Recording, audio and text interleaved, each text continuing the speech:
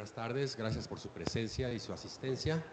El día de hoy el seminario lo va a dar el doctor José Ramón Hernández Santana con la plática Análisis y Cartografía Geomorfológica, Generación de Conocimientos y Aplicaciones a la Planeación Territorial.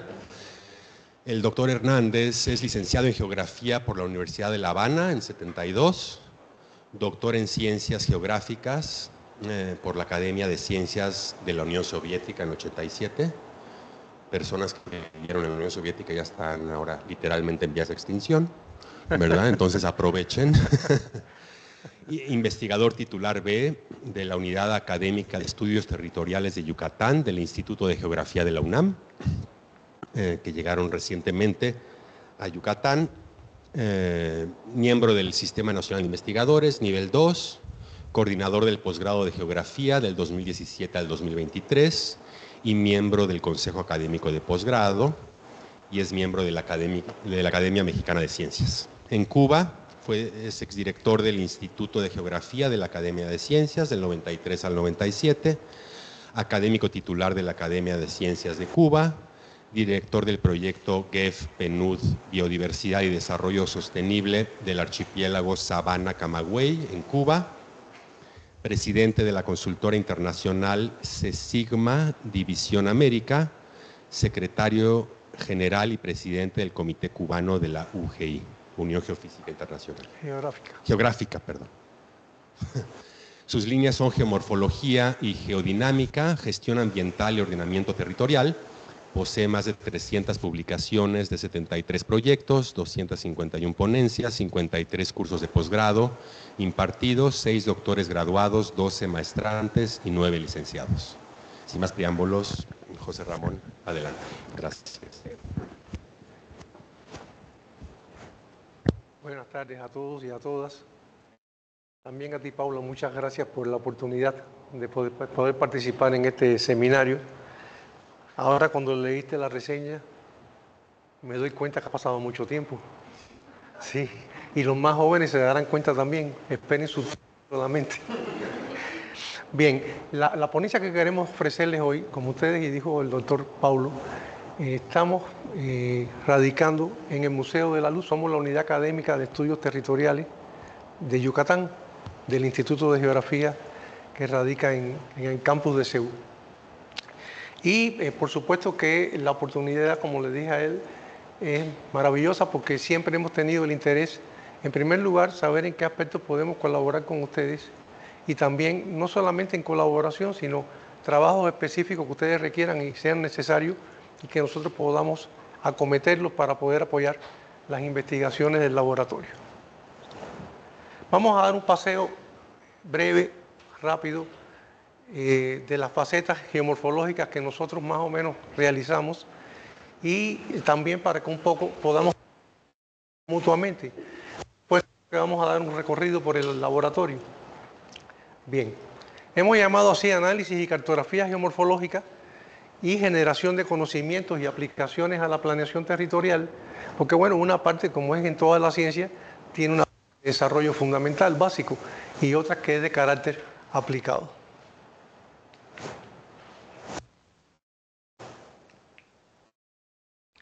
No funciona el... ¿Ya? ¿No? Ya, gracias. Bien, si vamos a lo que es la geomorfología y yendo directamente a una definición genética del relieve, el relieve es el resultado de la interacción entre las fuerzas endógenas y exógenas del planeta. En este sentido podemos considerarlo como una especie de membrana de la litosfera que está en interacción con las otras esferas geográficas, ya sea la atmósfera, la hidrósfera, la biosfera y la noósfera que contempla la actividad humana. Y, por supuesto, estudia la morfología, la morfometría, la estructura, la génesis, la edad y la evolución del relieve. En los primeros tiempos, la geomorfología se dedicaba sobre todo a la parte morfoclimática, es decir, el desarrollo de las formas de relieve en función de la faja climática del planeta. Posteriormente, comenzaron las investigaciones, sobre todo a partir de 1959, en el campo de la geomorfología estructural. Después vamos a ver esa dirección, el tipo de análisis que se acometen. Y Posteriormente, con el propio desarrollo de las ciencias geomorfológicas, se fueron abriendo otras subramas. Como ustedes pueden ver acá, la geomorfometría, está la geomorfología, bueno, la estructural y la climática que existían anteriormente, la geomorfología general, que esta geomorfología general es la que estudia las formas, estudia la génesis y estudia la edad de las formas de relieve. Y ya como ustedes ven a la derecha extrema se divide en geomorfología volcánica, costera, geomorfología kárstica, fluvial, eólica, glacial, periglacial, del fondo oceánico y geomorfología ingenieril, sobre todo en las aplicaciones de apoyo a proyectos ambiental, que es donde queda prácticamente toda la actividad de planeación territorial. Sí. Y como ustedes ven, están aquí todas las interacciones del dominio endógeno, todo lo que es geología, tectónica, magnetismo, geofísica, con todas sus líneas de investigación, y también todas las geográficas, y por supuesto el dominio antrópico, porque también el hombre deja una huella muy notable en la superficie terrestre.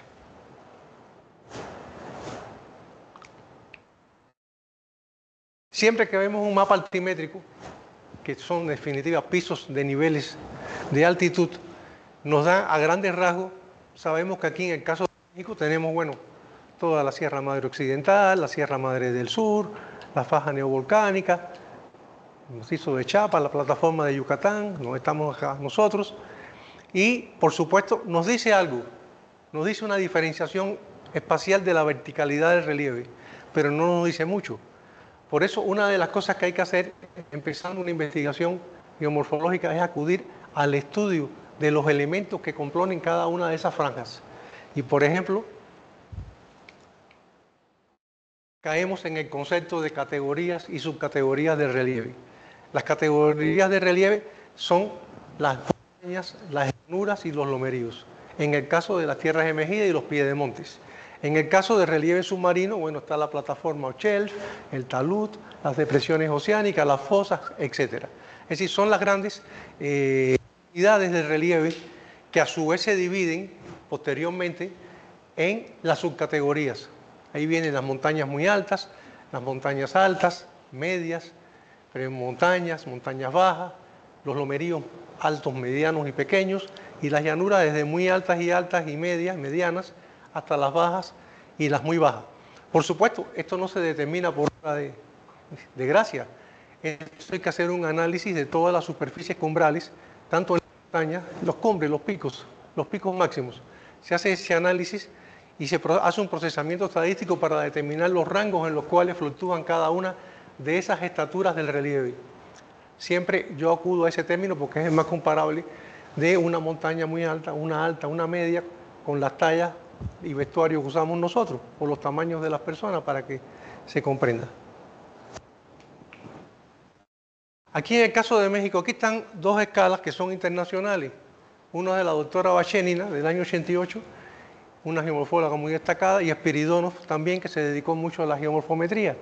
Y acá en el caso mexicano hemos trabajado estos 22 años que llevamos y compartiendo con ustedes, hemos logrado hacer una clasificación de todo lo que son las edificaciones del relieve.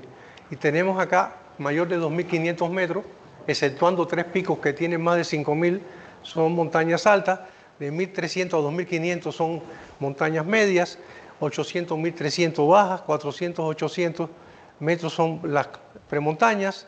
Los lomeríos no están diferenciados ahí, están indiferenciados en un intervalo menor a 400 metros, y las llanuras intermontanas de menores de 300, en el caso de los altiplanos, que hay que considerar la altura relativa, porque a veces estamos en el altiplano, la llanura tiene de altitud 2.000 metros, pero realmente esa llanura con respecto al río que atraviesa cercano, lo que tiene son 20 metros. Entonces no podemos decir que es una llanura de 2.200 metros. Altitudinalmente sí, pero desde el punto de vista de la expresión del relieve, no, hay que acudir a la altura relativa. Como pueden ver acá, también tenemos hechos estudios a nivel estatal, en el caso de Oaxaca, está acá el caso de Cuba, en el cual participamos hace muchos años, y bueno, una cuenca hidrográfica y la parte ambiental. Y ven, las cambian muy poco. Ciertos estudios de todas las superficies cumbrales cambian mucho las altitudes. Es decir, que esto es vital para después poder comenzar a caracterizar cada uno de esos polígonos. Todos estos son polígonos en un sistema de información que hay que calcular. Aquí tenemos, por ejemplo, el caso de la Sierra Madre del Sur.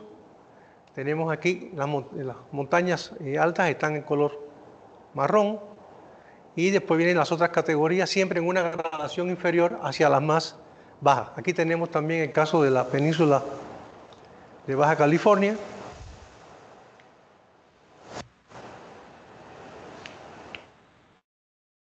Y a partir de este análisis incluso se puede determinar desde el punto de vista regional grandes unidades de relieve, grandes estructuras. Por ejemplo, el caso de la Sierra Madre del Sur, vemos aquí el bloque Jalisco, las altitudes que tiene. Estos son dos cumbres principales. Esto está fuera del alcance porque esto es una edificación volcánica que no tiene nada que ver con la tectónica.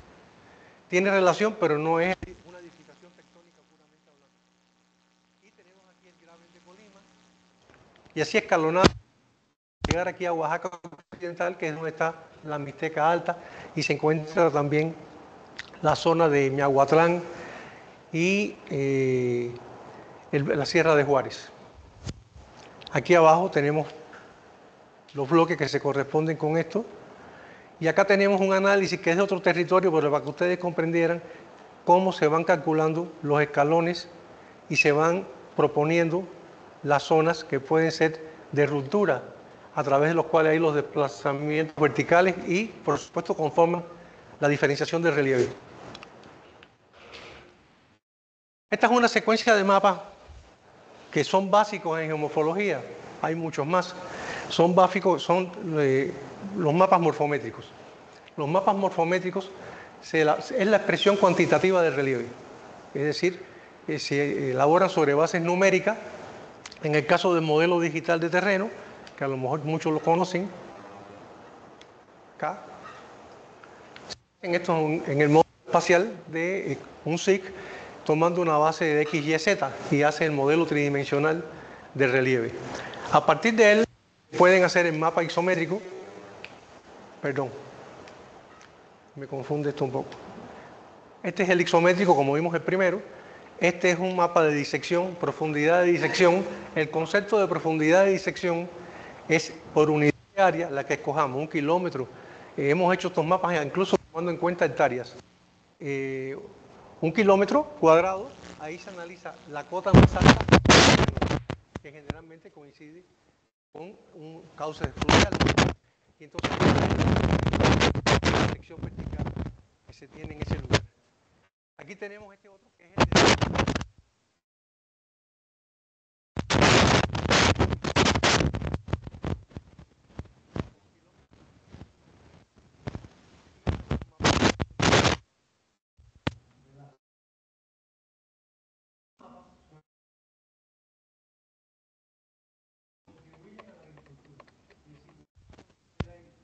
densidad de disección.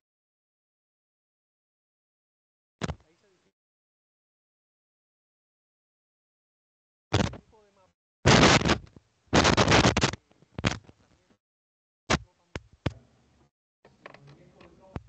Para evitar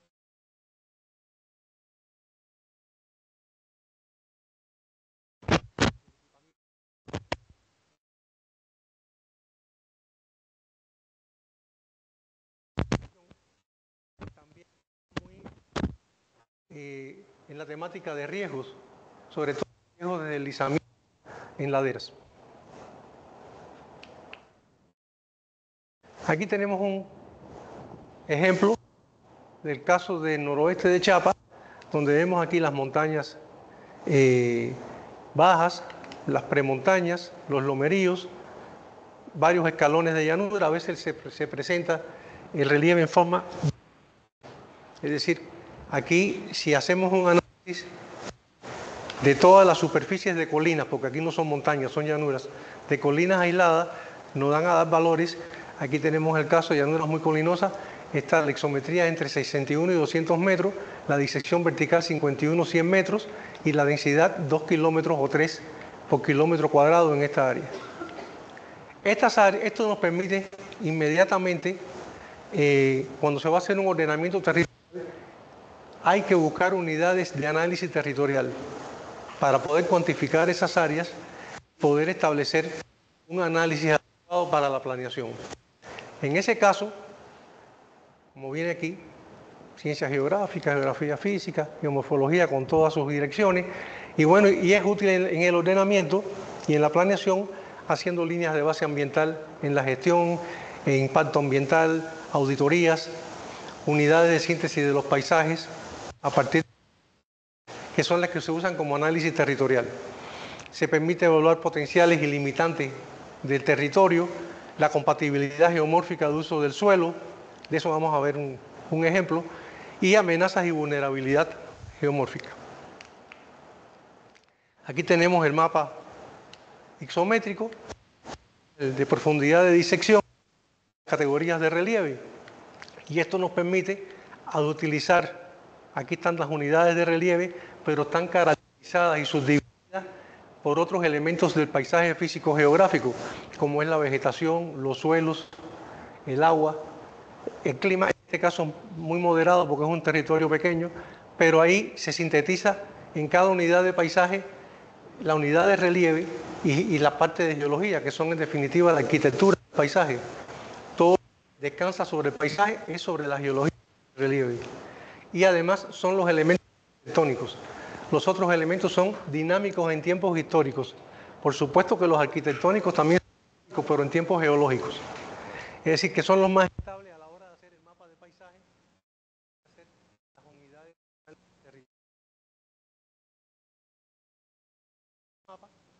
Y bueno, se hacen mapas de altitud agrícola, cacaotera, en este caso de Oaxaca, de acá de Chiapas, pecuaria, forestal y actividades para protección y conservación. En primer lugar, se buscan los indicadores. En el caso de la agricultura se buscó la fertilidad del suelo, inclinación de las laderas, fertilidad del suelo, susceptibilidad a procesos erosivos, inundabilidad y la acidez del suelo. A cada uno de esos indicadores se le da una codificación numérica y después se establecen, a partir de esa ponderación, se establecen para cada uno un intervalo, es decir, mayor de 10 puntos tiene un potencial alto. Sería la sumatoria de todas estas cualidades del suelo. Y tenemos de 5 a 10, en medio de menos de 5 es bajo o nulo.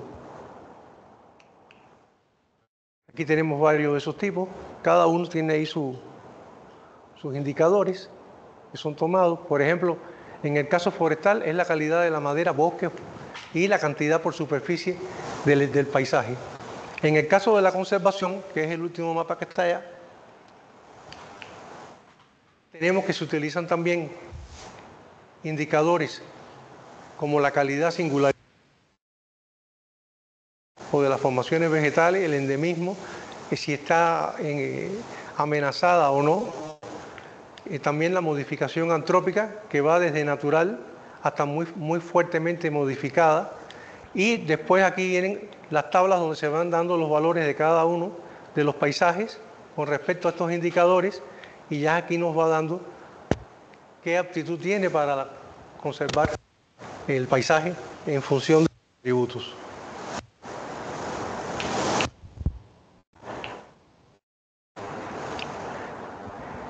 Las unidades morfométricas de relieve es algo que aglutina lo que es la morfografía y la geometría. Por un lado están, en este caso de la morfografía, se toma la densidad de curvas de nivel por área. Si ustedes reflexionan, una montaña cuando se proyecta en un plano nos va a dar más curvas de nivel que si estamos en una llanura.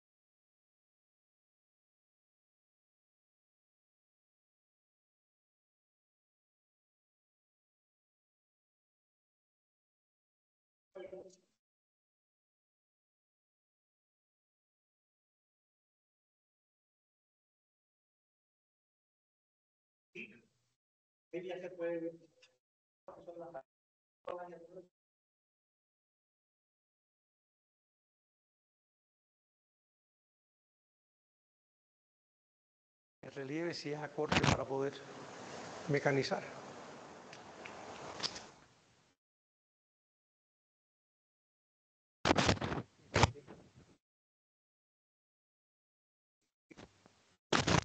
Esta de la Sierra Madre Oriental y después vienen las otras superficies.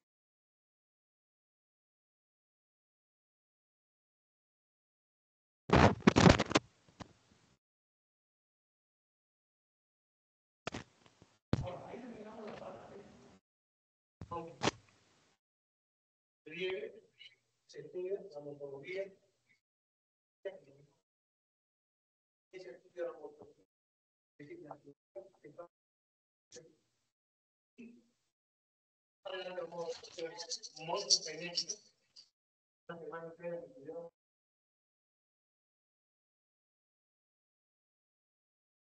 y también hay una parte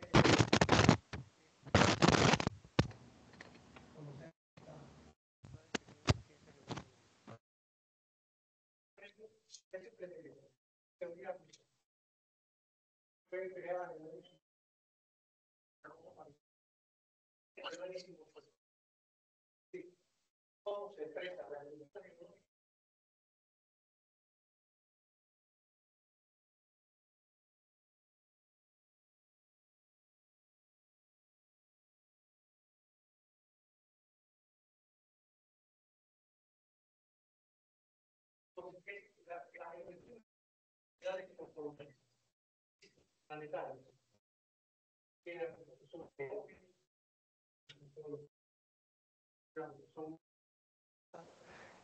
Todas las grandes categorías planetarias.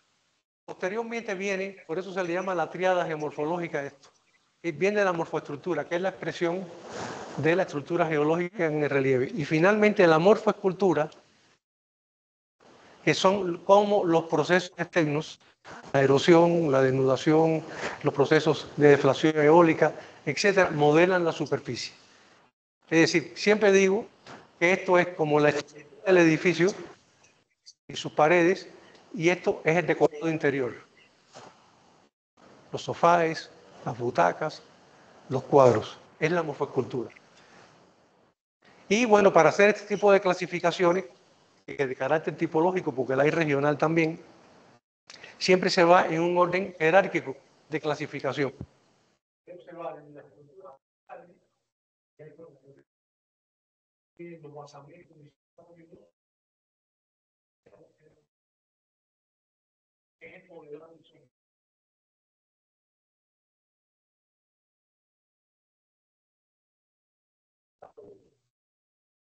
Después vienen las subcategorías y su edad de persona. Después cada unidad, cada polígono tiene sus características propias.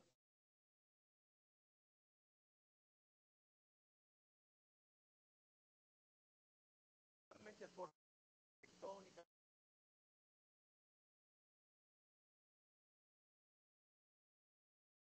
Para que también tenemos una que es un bloque de fallas y rocas. Aquí es un bloque de pegamiento.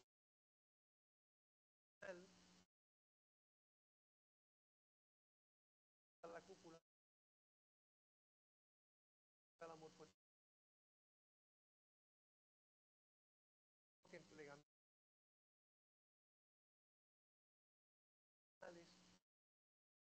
meseta. Y bueno, la parte que le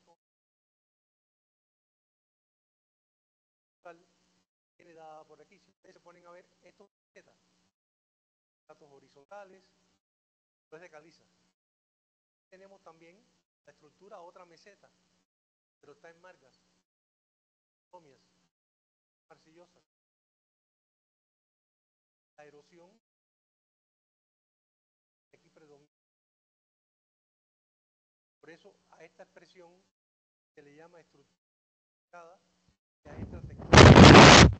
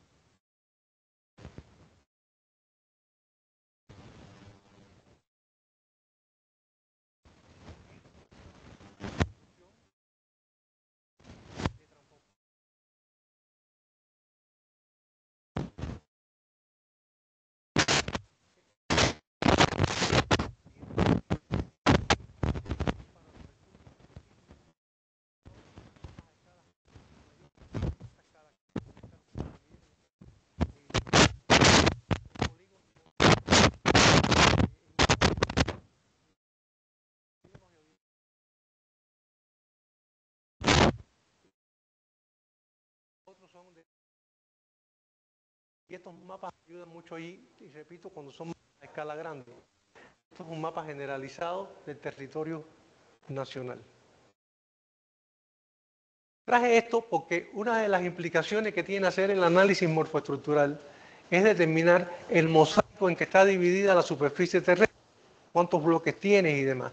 Estos mapas son de Cuba, aunque ya hicimos un intento aquí en México, en la Sierra de Acambay, ya después lo vamos a mostrar. ¿Y qué se hace?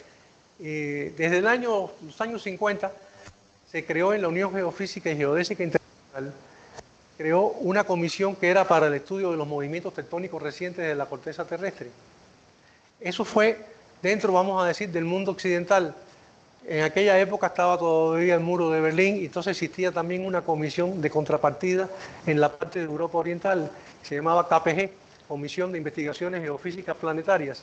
Y entonces ambas comisiones se ayudaban mutuamente y pudieron sacar los mapas de las deformaciones recientes, tanto en Europa, en Cuba también logramos hacer la isla, y entonces estos son algunos perfiles de allá. Aquí están los perfiles topográficos, aquí viene la geología, aquí están caracterizadas las morfoestructuras.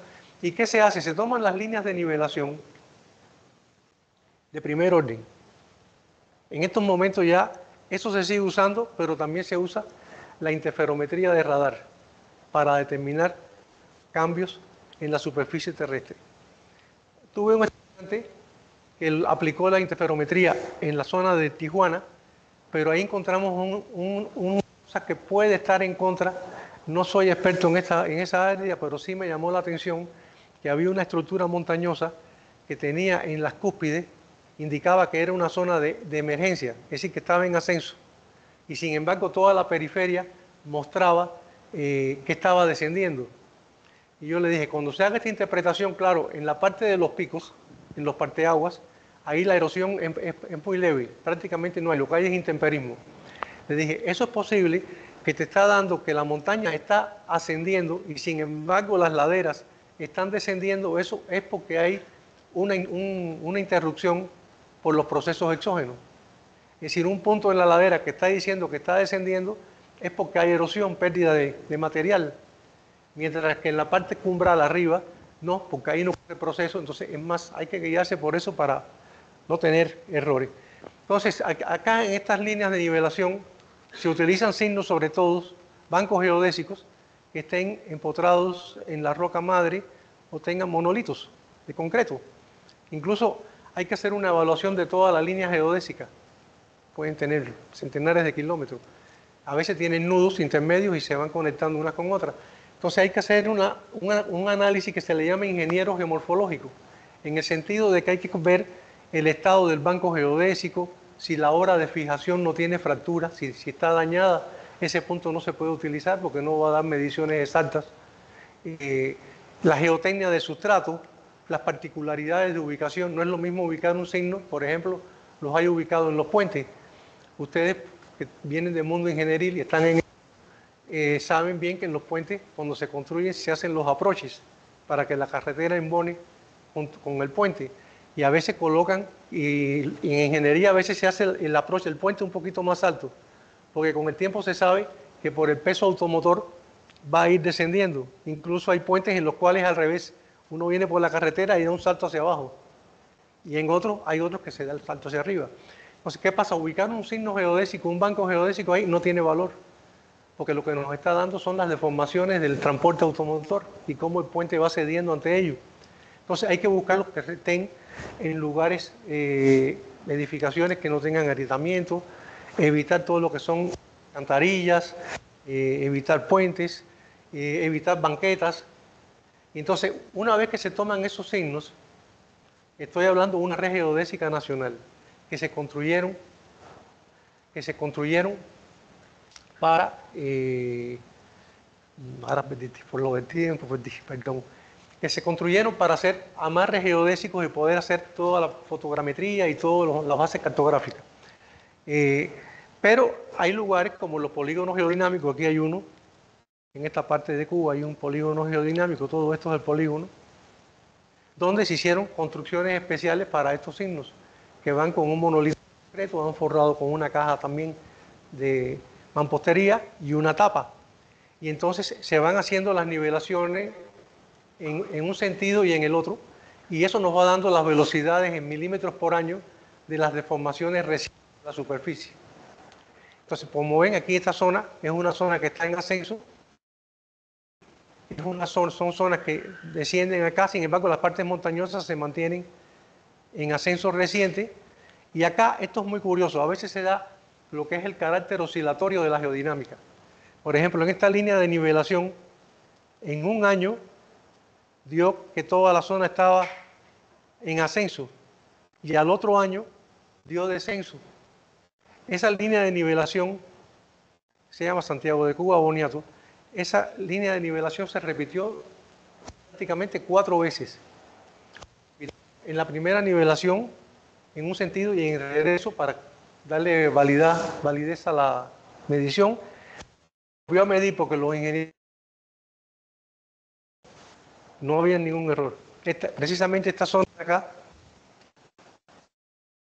es donde están las fallas activas más grandes en tierra en el territorio de Cuba. Aquí muy cerca, paralelamente, está lo que es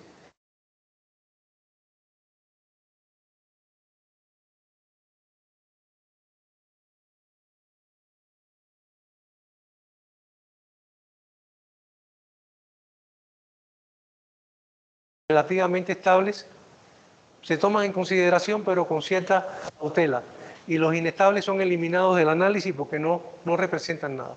Y aquí, bueno, tienen un perfil de los movimientos tectónicos, cómo se comportan. Aquí viene el perfil geológico y las morfoestructuras, y aquí hay un gráfico de la estructura profunda de la corteza para más o menos darle una integridad a todo el análisis. Esto lo traje precisamente porque acá, en la geomorfología costera,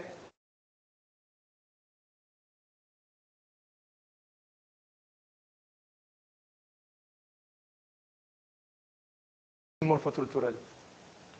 Hay que ver qué estructuras hay por debajo de toda la sedimentación existente a lo largo de la costa y si hay deformaciones tectónicas o no. Hay que hacer también un análisis morfogenético, que vamos a ver lo posterior, para poder limitar la génesis de las llanuras, de las formas de relieve de toda la costa. Hay que hacer también este análisis geodinámico y también, para integrar todo lo que es morfoestructura, morfogénesis, geodinámica, incorporar también lo que es la morfodinámica de la línea de costa, es decir, los lugares en que la costa está retrocediendo o está en un sentido agradante de crecer. Es decir, eso tenemos que verlo para que haya realmente una información robusta sobre la estructura, las formas y la dinámica de todo el sistema costero. No verlo parcialmente. Parcialmente no podemos llegar a conclusiones. Este es el caso de Acambay. Hicimos unas nivelaciones con una brigada geodésica y aquí está el Graben de Acambay y esta es el HORS, el bloque elevado de Santa María. Y bueno,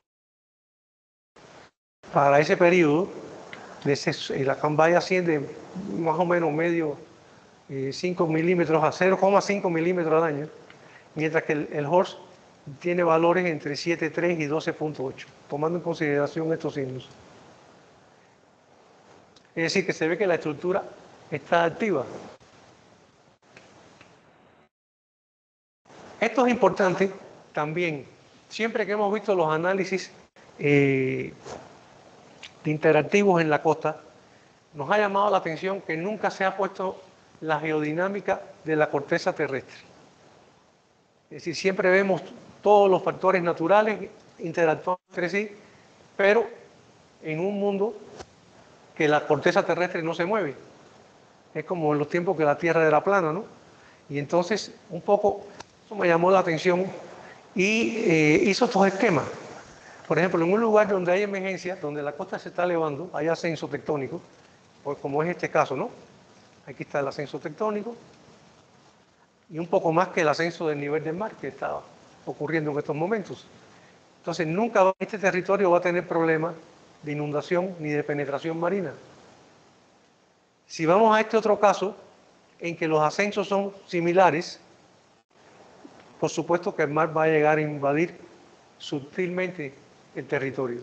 Pero este es el caso peor, el más nefasto, que es el caso en que haya subsidencia costa y al mismo tiempo el nivel del mar esté ascendiendo, porque eso implica una penetración de kilómetros hacia adentro, aparte de la intrusión salina. Traje un caso aquí de Tabasco, que es el caso de Sánchez Magallanes.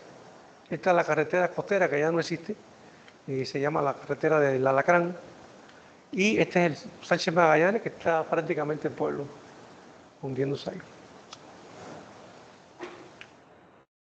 Esta es la dinámica exógena. Rápido, porque creo que el tiempo me va a consumir. Tenemos una representación cartográfica de todos los procesos que hay en esta zona.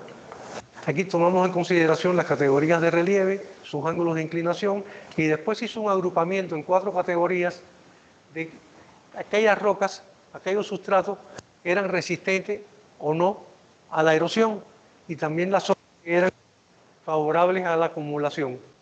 Después de varias salidas de campo y valorar un poco este esquema, ya se obtiene después este mapa. Aquí aparecen en color verde. Estas son las zonas lacustres. Los procesos lacustres están aquí, los procesos denudativos y fluviales que están acá en estas tiritas.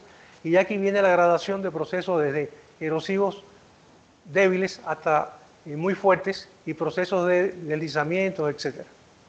Esto permite después, cuando se casa esto contra la capa de la cobertura de agrícola, de la actividad agrícola, se puede determinar el nivel de compatibilidad geomórfica que tiene el uso agrícola del suelo. Es decir, en otras palabras, ver qué sitios son favorables a la agricultura de acuerdo al proceso geomórfico y cuáles son desfavorables. Y para ello, aquí vienen las áreas de cada uno de los procesos. Para ello, es acá. Se hace el índice de compatibilidad general. Para cada tipo de proceso se hace ese análisis, pero al final, como queremos hacerlo general, se agrupan todos los procesos que son degradativos, los que son moderadamente degradativos y los que son acumulativos. Y entonces, con las sumatorias areales de todos esos procesos, se hace el cálculo, que son las sumatorias que vemos acá, se hace el cálculo ya del índice. El índice viene dado en la división del área degradable entre el área total agrícola. Y así se hace para cada categoría, y eso nos da un indicador numérico, que si ustedes se ponen a analizarlo es 1%, porque es prácticamente toda el área, dividida entre todo el área nos va a dar 1. Y entonces aquí tenemos los tipos de procesos por sus categorías, compatible, incompatible, etc. Y las áreas y demás. Y aquí está el mapa. En verde son las áreas favorables a la agricultura, las áreas amarillas son moderadamente compatibles y las áreas rojas son las que son incompatibles. Lo que está en blanco son las áreas que no tienen cultivos.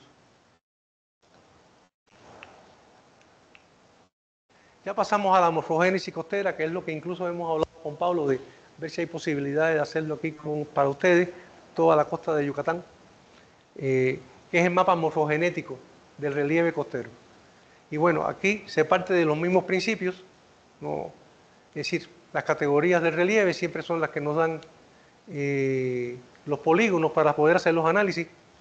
Después vienen los pisos altitudinales de las subcategorías y después el tipo morfogenético según la forma, la morfometría, qué proceso lo está modelando, las condiciones estructurales, la condición geológica.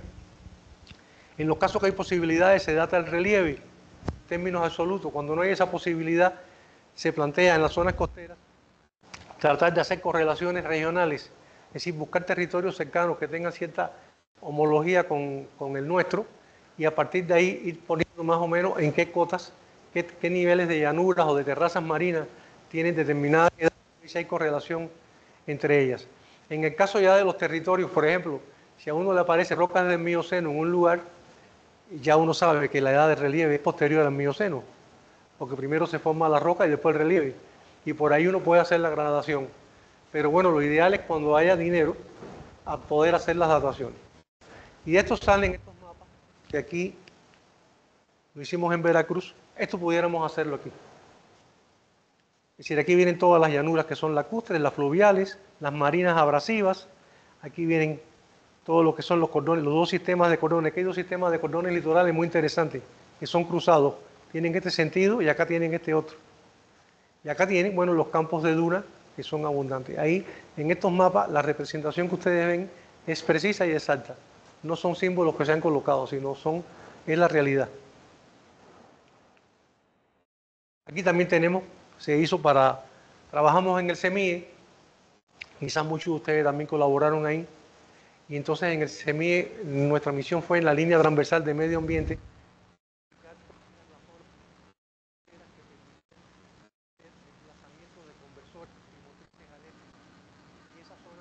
consideramos como geomorfólogos aquellas zonas que son promontorios abrasivos, que es donde se concentra la energía del océano. Claro, también vienen los estudios que ustedes emprenden sobre el régimen del oleaje, etcétera. Pero, en primer lugar, a mí no me cabe duda,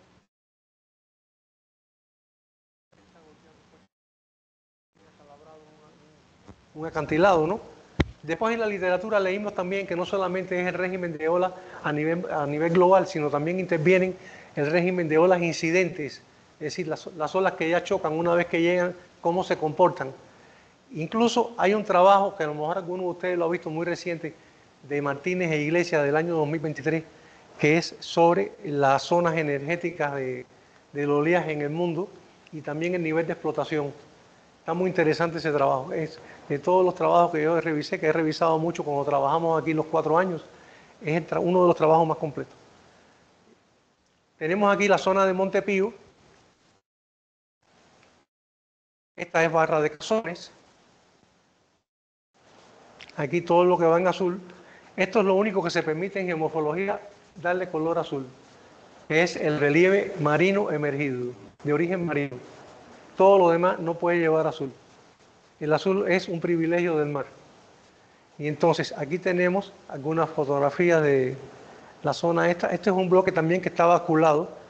Esta zona está así, inclinada hacia el norte. Y es de las pocas zonas que por problemas tectónicos está en la costa de Veracruz, porque los otros son los Tustlas y la Sierra de Palmasola, que son edificaciones volcánicas, y ya no hay más nada, hasta llegar a Pajarito, donde está la petroquímica de Pajarito, el río Tonalá y el río Coatzacoalcos, y hay un bloque también tectónico. Son las dos únicas estructuras que hay en toda esa costa. También hacemos algo de morfodinámica, es decir, hemos trabajado aquí en Mazatlán, generalmente con estudiantes que hacen la maestría. Mazatlán, en Barra de Navidad, aquí en la playa Diamante y en Acapulco, toda la costa de Veracruz, en Tabasco también. Estamos empezando con otro.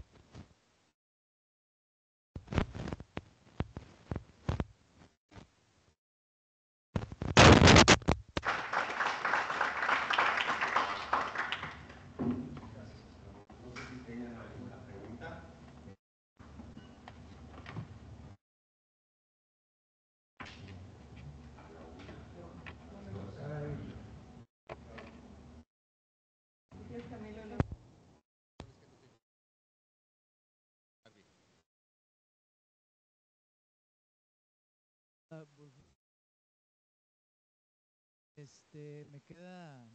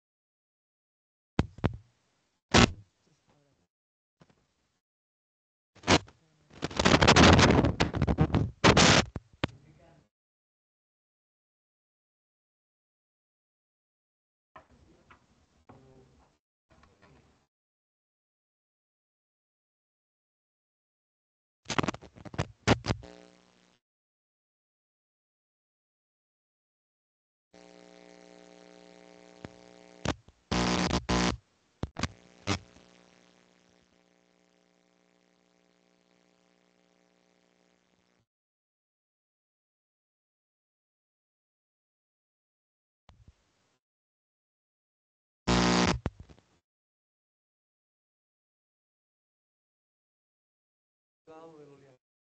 Hay abrasión. Claro, ahí pudiéramos a lo mejor, si el régimen de oleaje es favorable, es muy costoso. Vamos a montar una construcción civil para montar un proyecto en una playa. Siempre se tiene que buscar un lugar donde, bueno, el oleaje llega con más fuerza y donde también el relieve evidencia que hay huellas de esa abrasión, Por eso que escogimos los sitios que están, donde se concentra la energía, que es precisamente donde, porque después se difracta todo y ya caemos en una zona de acumulación, como pasa en las playas que el tipo Concha, ¿no?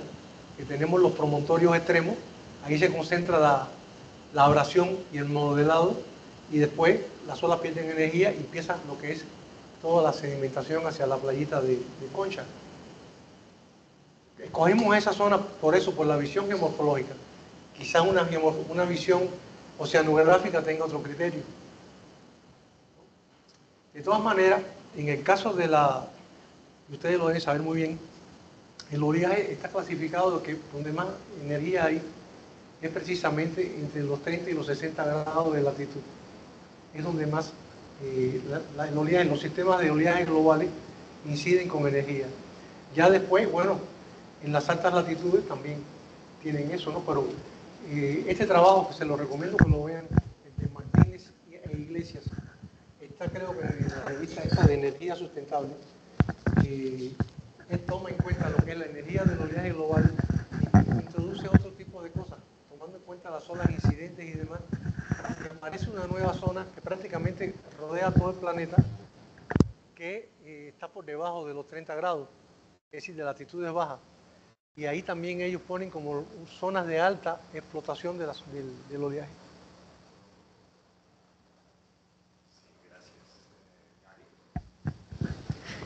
¿Qué tal? Muchas gracias por la presentación y se ve que todo el trabajo que han hecho por toda la República Mexicana. yo tenía la duda, ¿cuál es ese nivel de referencia que se utiliza, ese cero, ¿no? Para determinar las zonas de subducción o para realizar sus mapas? La parte de geodinámica. Pues en general, ¿no? O sea, para determinar las elevaciones del terreno, ¿cuál es ese cero de referencia? Bueno, en los mapas altimétricos el cero de referencia ya viene dado por el INEGI, ¿no? Que es la línea de costa, viene ahí el cero, ¿no?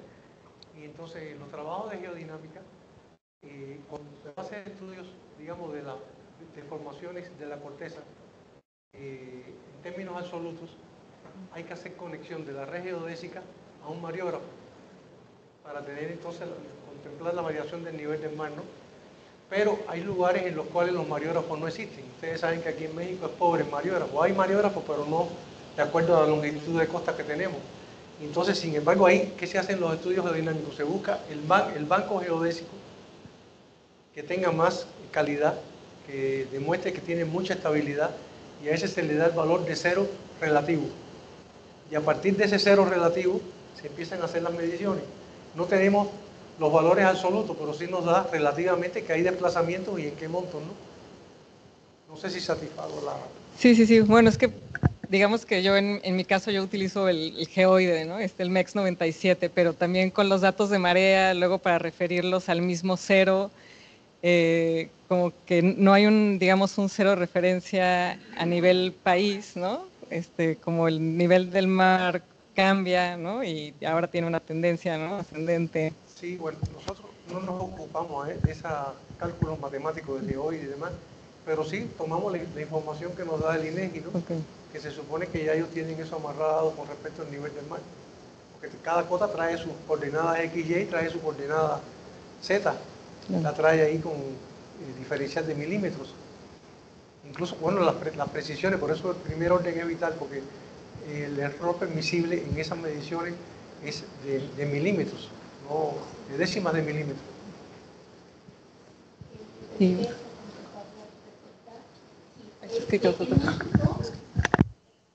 una comisión que se dedica a lo que es la actualización del sistema de referencia para el país.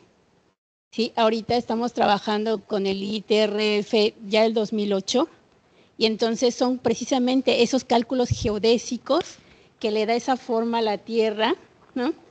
Y que a partir de eso se toma la cota cero, y a partir de ese punto que se llama datum es que se hace ese amarre, digamos, para las proyecciones cartográficas. Pero sí es todo un sistema matemático que se actualiza cada 4 o 5 años por el INEGI.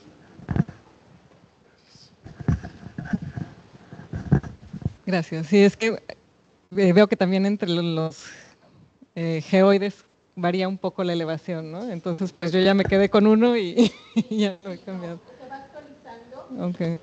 con cálculos obviamente matemáticos, y esto el INEGI lo va publicando cada actualización. Okay. Yo desde el ITRF de 2008. Gracias. Oye, ya otra por curiosidad, viendo todos los estudios tan diversos que han hecho, tenía la pregunta de si ustedes podrían determinar, si el suelo, por ejemplo, en la península de Yucatán es apto para actividades pecuarias, por ejemplo, ¿no? El problema es que aquí, para la actividad pecuaria, voy a ver aquí qué elementos tomamos nosotros en cuenta. Porque Yucatán tiene unas características un poco específicas, ¿no?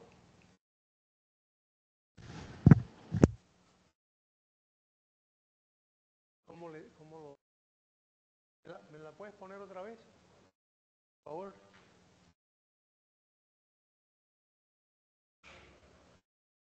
Yo les voy a decir una cosa, y quería al final decirlo, pero me voy a adelantar en lo que hago ya. Yo les pido una disculpa. Les voy a decir por qué. Porque no es sencillo querer meter un largometraje de geomorfología o de oceanografía o de la luna y darlo en 1 hora. pero yo lo que quería era demostrar a ustedes qué cosa es lo que nosotros hacemos y un poco esclarecer que para muchos no queda claro, porque igual que para mí no quedan claras muchas cosas, qué es la geomorfología, qué hace, qué tipo de cartografía elabora, para qué sirve eso. Por eso hicimos este maratón, porque de cada punto de eso era para haber dado una hora. Pero quise que tuvieran la visión global para ver dónde nosotros podemos ayudarlos. Nosotros identificamos como equipo en la unidad que podemos ayudarle a ustedes en la parte de morfogenia costera. Aquí no hay grandes estructuras ni deformaciones.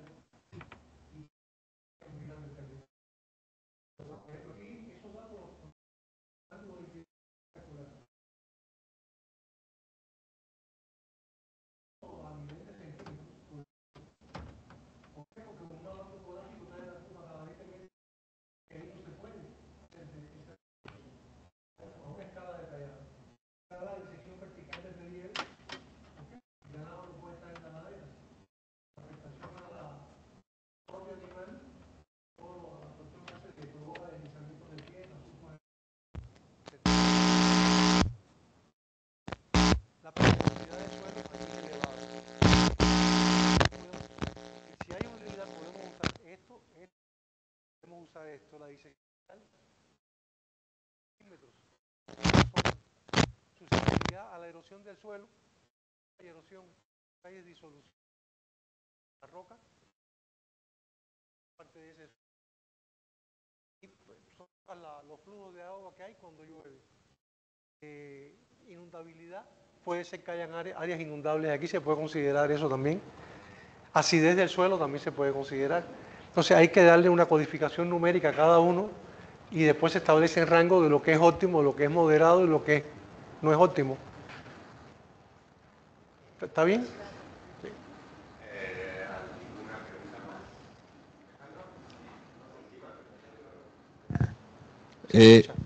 Bueno, yo siempre he tenido una duda con eso del nivel del mar. Era, por ejemplo, en un país tectónico como el nuestro, cuando hay estos grandes temblores, ¿será que se mueve la costa? ¿Se quedó igual? Digo, porque el mareógrafo sigue midiendo, pero si ya subió y bajó la costa, ¿cómo se considera eso? Bueno, No sé si era parte de la pregunta que estaban no, haciendo. hay personas en el instituto nuestro que se ocupan del estudio de los tsunamis. Y también, bueno, por supuesto que cada vez que hay un sismo fuerte, hay variaciones en la superficie. Hay veces que hay desplazamientos en lugares intensos, como en Chile, ha habido desplazamientos de 10 y 20 metros.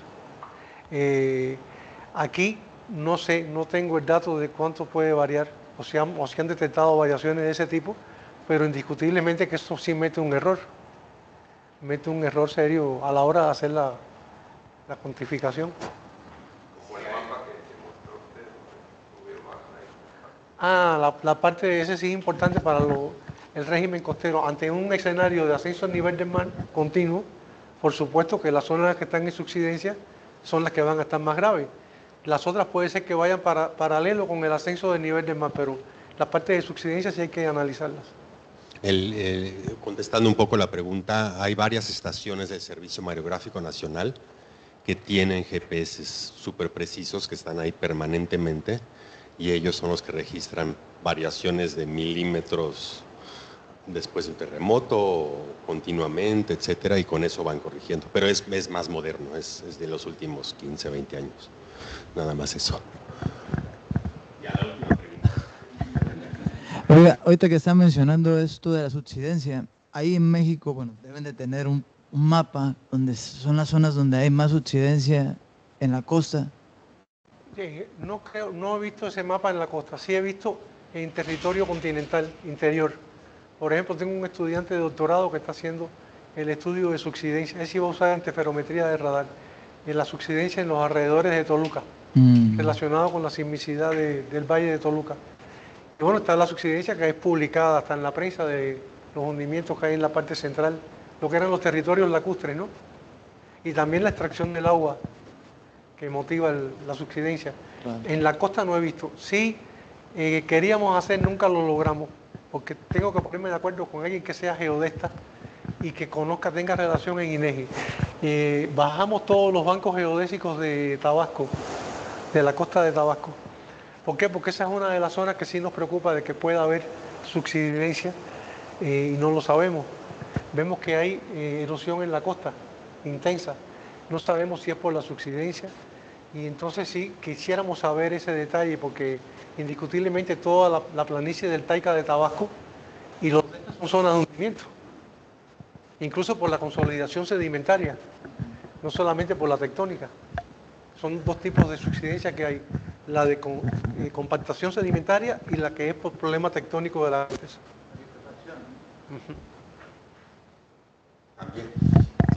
Bueno, creo que ya nos pasamos de tiempo. Muchísimas gracias, José Ramón. Un último comentario, sí, por favor. Un último comentario. El PowerPoint está en esa máquina, los que lo quieran tener para participar a futuro con nosotros o como cultura general lo tengan ahí y un recuerdo del día de hoy. Muchas gracias. Muchas gracias, José Ramón.